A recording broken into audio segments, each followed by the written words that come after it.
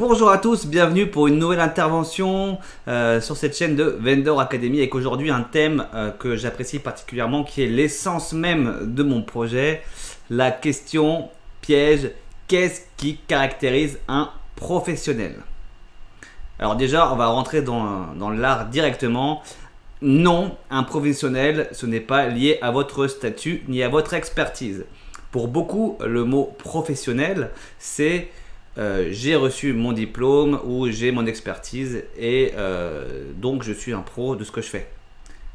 Ou j'ai un SIRET et je facture, donc je suis un professionnel et on peut me démarcher ou je peux démarcher des professionnels puisqu'on peut facturer. C'est d'ailleurs une des définitions même que l'on a quand on travaille un peu en vente et tout, c'est un professionnel il facture, un particulier il facture pas.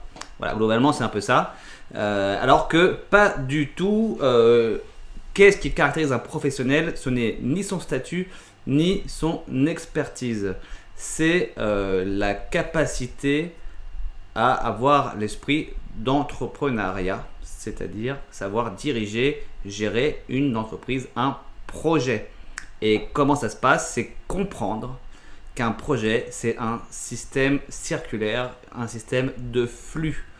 C'est donc avoir une stratégie, des objectifs, et avoir un plan d'action, un rythme que l'on suit. Voilà, donc un professionnel, c'est quelqu'un qui fait des démarches pro, qui gère son projet. Donc il a un rythme, il sait où est-ce qu'il va, il sait à qui il s'adresse en termes de clientèle, il sait comment il va faire pour s'adresser à eux et il prend des décisions tous les jours par rapport à ça, dans l'objectif d'obtenir des clients afin d'avoir un chiffre d'affaires, de pouvoir vivre de son activité et enfin de pouvoir rayonner à travers sa pratique. Donc chez les professionnels du bien-être, dans le secteur des thérapies, c'est exactement la même chose. C'est donc d'assumer qu'on a l'envie de développer son projet de thérapie et de pouvoir en vivre. Et pour pouvoir en vivre, il faut donc des clients. Et pour pouvoir obtenir des clients régulièrement, il faut mettre au point une stratégie. Une stratégie qui va nous permettre d'avoir des objectifs et donc de savoir quoi faire pour atteindre ces objectifs. On va donc obtenir ce qu'on appelle une cohérence. Une cohérence, c'est quoi? C'est faire des actions qui rentrent dans le champ de ma stratégie. Si je veux construire une maison à Lima, eh ben, je sais que je dois prendre l'avion pour aller à Lima, si j'habite en France.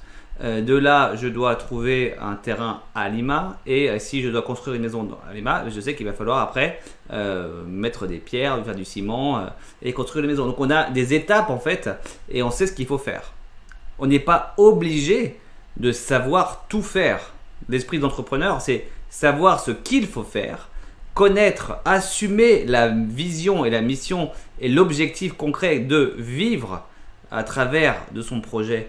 De vivre à travers son projet en facturant, d'accord, donc en recevant de l'argent par ses prestations, mais l'argent n'étant qu'un moyen pour pouvoir matérialiser sa vision, ses rêves en fait. Un entrepreneur, c'est quelqu'un qui a des rêves, qui a des projets, qui souhaite les mettre en place, et pour cela, il va donc recevoir de quoi vivre, et en même temps, en échange, il va participer donc dans la société à son expansion, à son rayonnement. Et donc l'entrepreneur, l'esprit d'entrepreneur, c'est ça. Donc quand on se dit je suis un professionnel, en fait on fait une erreur souvent en se disant est-ce que j'ai réellement la posture d'un chef d'entreprise? Donc on va souvent entendre parler de posture, de mindset, mais le mindset ce n'est juste que la partie mentale. Après il y a également toute la partie, la capacité à assumer en fait qu'on a un projet, que celui-ci doit être viable. Pour qu'il soit viable, il faut qu'il soit donc rentable. Rentable, ça veut dire donc avoir une stratégie économique, une réflexion économique, mais également une liste d'actions à mener pour que cela tourne. Et pour que tout cela tourne, il faut générer un flux constant d'inconnus vers son activité. En fait, c'est réussir à attirer l'attention de personnes qui ne nous connaissent pas suffisamment régulièrement pour que ceux-ci trouvent l'envie de nous connaître davantage.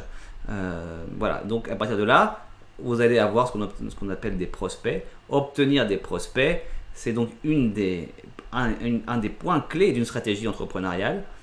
Et après, ces prospects, les convertir en clients, c'est le deuxième point.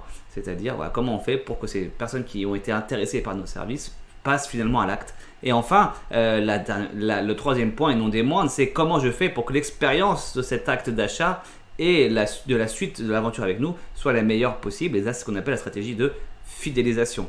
Donc il y a quand même 3 points: l'acquisition, la conversion et la fidélisation. Comprendre ces 3 points, les mettre en pratique et garder le rythme, c'est ça, avoir l'esprit entrepreneurial, l'esprit professionnel. Qu'est-ce que vous en pensez? Qu'est-ce que vous aviez, vous, comme réflexion par rapport à ce sujet? Donnez-moi vos réflexions, vos commentaires et échangeons là-dessus. Et dans ce cas-là, je vous dis à très bientôt pour une prochaine intervention.